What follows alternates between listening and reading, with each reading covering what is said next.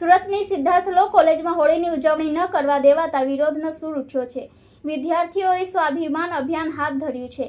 હિન્દુ તહેવારો ઉજવવા માટેના પોતાના હક્કની માંગ કરતા વિદ્યાર્થીઓને ધમકી અપાઈ છે।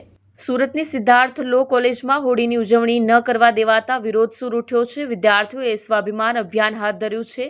હિન્દુ તહેવારો ઉજવવા માટેના પોતાના હકની માંગ કરતા વિદ્યાર્થીઓને ધમકી અપાઈ છે।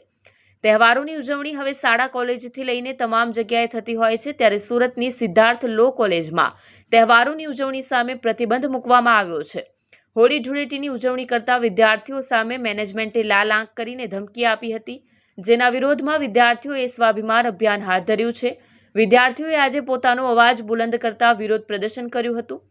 આંદોલન અંતર્ગત વિદ્યાર્થીઓએ પોતાના મંતવ્ય વ્યક્ત કરતા કહ્યું કે 13મીએ કેમ્પસમાં હોળીની ઉજવણીની વાત હતી। વિદ્યાર્થીઓ આવ્યા ત્યારે કેમ્પસ ખાલી કરવાની ધમકી આપી હતી, સાથે જ એન્ટી રેગિંગના કેસની ધમકી આપી હતી। 2 વર્ષમાં પહેલીવાર લાંછન લગાવવાના પ્રયત્ન કરવામાં આવ્યા છે। હિન્દુ તહેવારો ઉજવવા માટેના પોતાના હકની માંગ કરતા વિદ્યાર્થીઓને ધમકી અપાઈ છે, જેથી વિદ્યાર્થીઓનો અવાજ ઉચ્ચારવા અને ન્યાય મેળવવા માટે આંદોલન કરવામાં આવ્યું છે।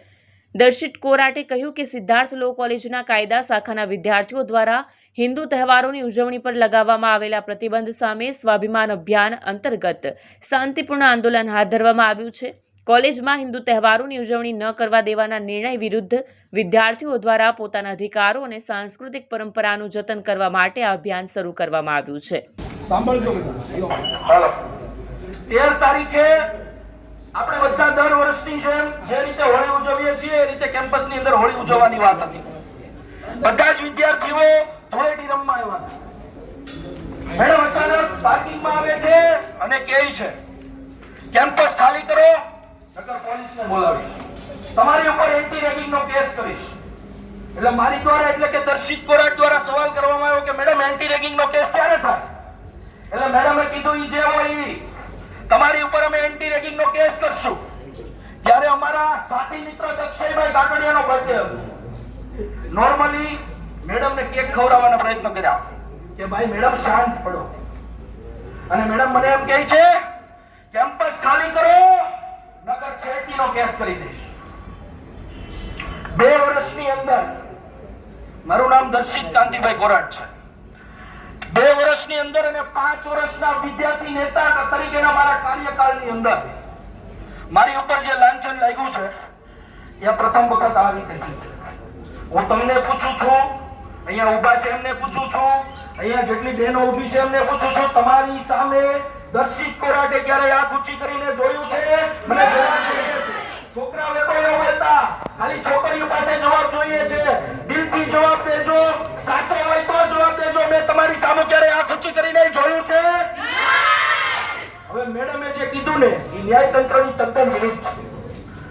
મેડમ, યોગીની મેડમ જ્યારે લેક્ચર લેવા આવે ત્યારે બેન એમ કહે છે કે વિદ્યાર્થી મિત્રો કાયદાનો સદુપયોગ કરવો।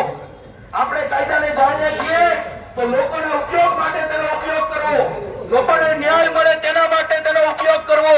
અને એ જ યોગીની મેડમ પાર્કિંગમાં આવીને એવી ધમકી દે છે કે ખોટા કેસ કરી દેશે। આ યોગ્ય છે? આ સમજી લે, આ માની લેવાય ખરો? એટલા માટેનું આંદોલન છે। અમે તમને એમ નથી કહેતા તમે અમારી સાથે અહીંયા બેસો, અમે બસ એટલું કહીએ છીએ 100% પ્રિન્સિપલ મેડમ સારા છે, 100% એમનું વ્યક્તિત્વ પણ સારું હશે, પણ એમના જે આ શબ્દો એ મારા સ્વાભિમાનને વાર કરી ગયેલા છે, ન્યાયતંત્રને વાર કરી ગયેલા છે। અને એ જ્યાં સુધી મારી ન્યાયતંત્રની એક પ્રિન્સિપલ તરીકે માફી નહીં માંગે, કેમ કે પ્રિન્સિપલને આવા શબ્દો શોભતા નથી, પ્રિન્સિપલ તરીકે માફી નહીં માંગે ત્યાં સુધી હું દર્શિત કાંતિભાઈ કોરાટ અન્ન જળનો ત્યાગ કરું છું। આ માત્ર લડાઈ મારી નથી, આ ન્યાયતંત્રની લડાઈ છે, વિદ્યાર્થીઓની લડાઈ છે। અને ખાસ કરીને અહીંયા ભણતા હરેક વિદ્યાર્થી કે જેને તમે પોલીસની ધમકીથી બીવરાવો છો, છોકરીઓ પાર્કિંગ ખાલી કરો નકર તમને બધાને પોલીસમાં બેસાડી દઈશ, પોલીસ સ્ટેશનમાં બેસાડી દઈશ। પ્રિન્સિપલ તરીકે આ ધમકી તમને શોભતી નથી, એની લડાઈ છે। અને ઓલા ભાઈ છે ને જે હરેશભાઈ નાકરાણી, એમને બોલાવો અહીંયા, એમને અમે દેખાડીશું કે અમે શું કરી શકીએ, વિદ્યાર્થીઓની તાકાત શું છે। અને એટલું બધું હોય તો એકવાર નવનિર્માણ આંદોલન જોઈ લેજો તો કે ખબર પડી જશે વિદ્યાર્થીઓનું આંદોલન શું છે.